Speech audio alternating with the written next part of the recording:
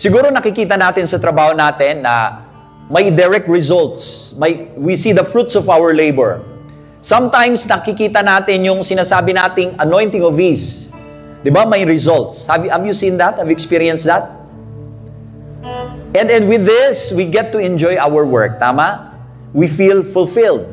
We get fired up. However, everybody say however.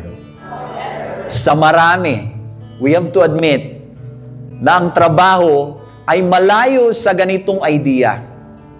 We see it happening and we ask, paano natin sasabihin na yung work natin ay worship natin? How can we say that our work is sacred when in reality, in our work, we are suffering?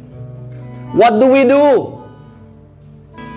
And that is why the big question of today's talk is, how can we find God even when work is suffering?